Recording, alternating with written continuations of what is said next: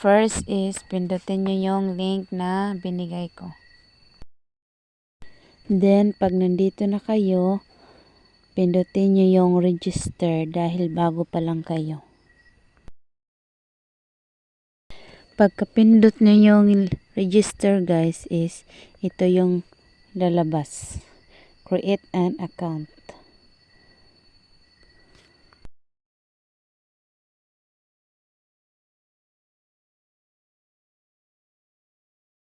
I-type nyo lang yung full name nyo.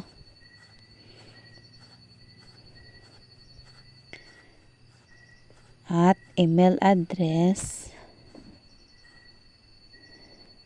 Then, kasarian kung male o female kayo. Then, password. Dahil ako guys ay may account na ako, maglalagin na lang ako.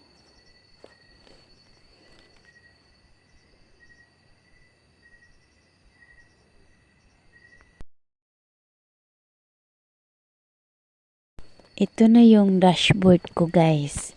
O, nakikita nyo ba yung balance ko? Total revenue. $66.07. Yun po yung kinikita ko guys sa pag-re-rate lang. Punta lang tayo dito guys sa 3 lines na ito. Ipapakita ko sa inyo yung image kung paano mag-rate. Ito yun guys. Yan yun guys. Pili lang kayo sa 4 yan. Then pag nakapili na kayo guys is i-click nyo yung complete. Dito naman tayo sa withdraw button guys. Click nyo yung withdraw. Then makikita nyo yung mga payment guys. Na kung saan isi-send yung inyong revenue. May Western Union. Try natin guys kung magkano. Hindi pa ako makaka-withdraw guys dahil $100 pa bago ako makaka-withdraw. May PayPal din. Sa PayPal tingnan natin. $80 guys. Marami dyan guys.